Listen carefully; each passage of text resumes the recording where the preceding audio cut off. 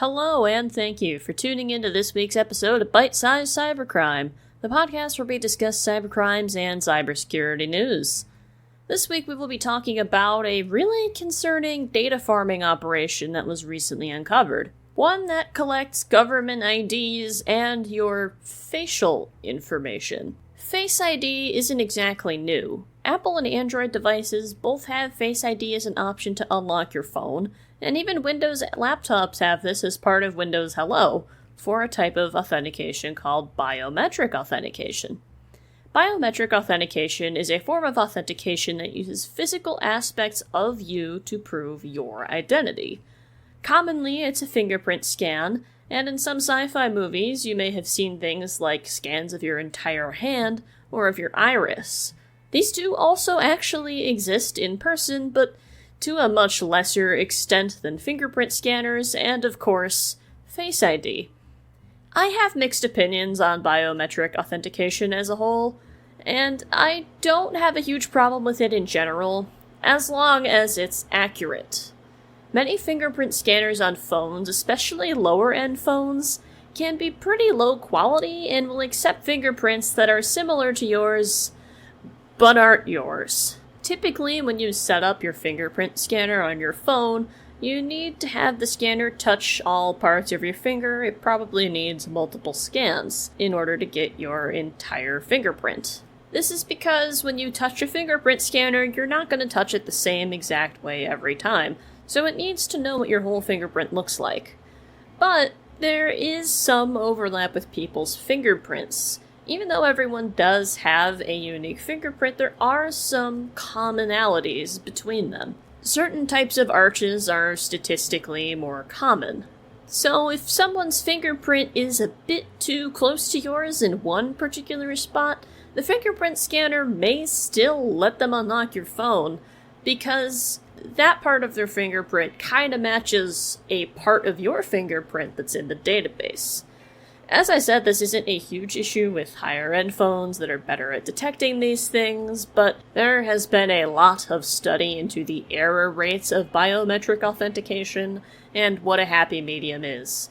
You can't have too many false positives where people are getting in when they're not supposed to, and you also can't have too many false negatives where people who are supposed to get in can't get in. Face ID has suffered similar issues in the past, more specifically with some racial groups not being able to be accurately identified as different people on iPhones, with some false positives coming up, and for this Apple did receive quite a bit of backlash, though now facial ID seems to be pretty ironed out and works relatively well, but AI might make this a lot harder, and it's gonna cause problems in areas besides unlocking your iPhone. There's a new threat emerging in the world that keeps me up at night, which is AI, and more specifically, deepfakes. Deepfakes are realistic images or even videos of a person that isn't actually them.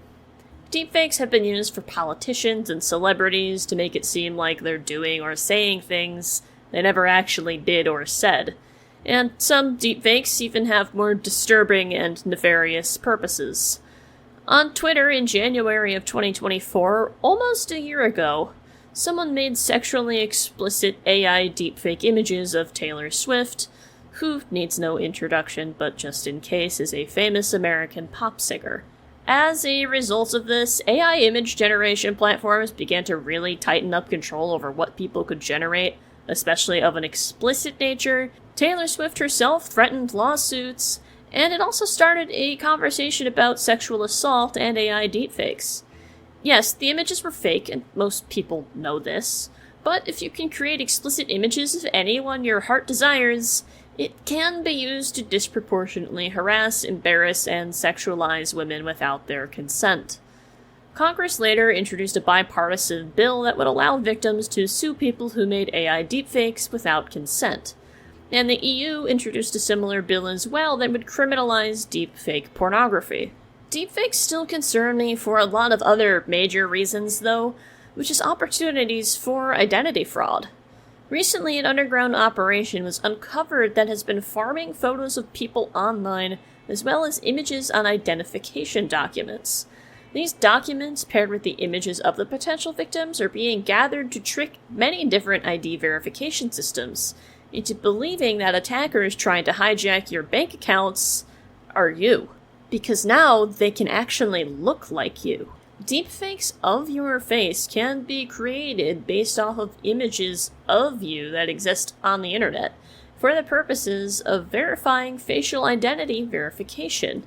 Humans are not very good at telling you the difference between deepfakes and real people, especially with how good this technology has become in recent years. AI is no longer giving you 12 fingers on one hand and like 50 teeth on your top jaw. It's a lot harder to tell the difference now, especially if you're not actively looking for it. As a result, biometric facial identity is becoming less secure, as both human and even automated systems that analyze your face are being tricked by more and more convincing deepfake images that are relatively easy to generate.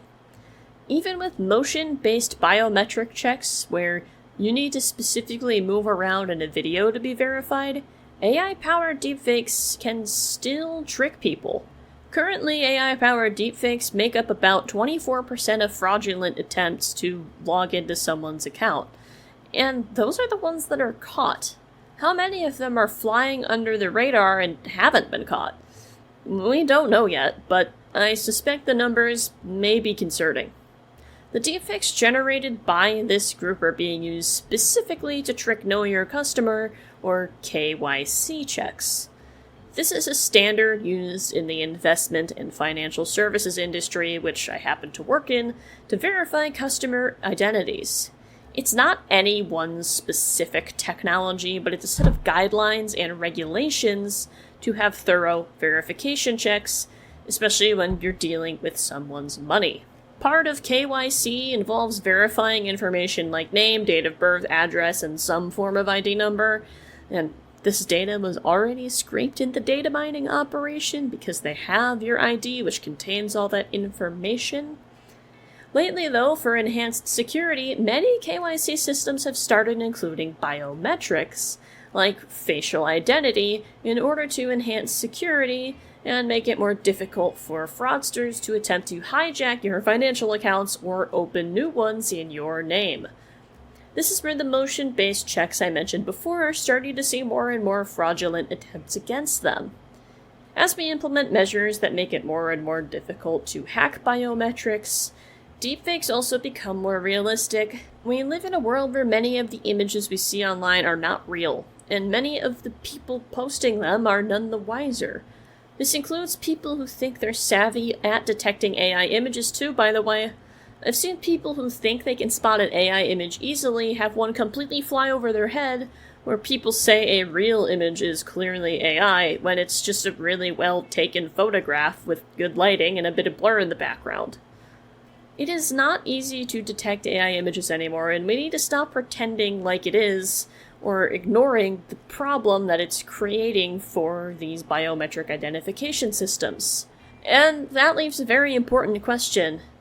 What in the world can you even do about this? Well, the data collection ring that was discovered, surprisingly, doesn't actually do any hacking to get images of your face.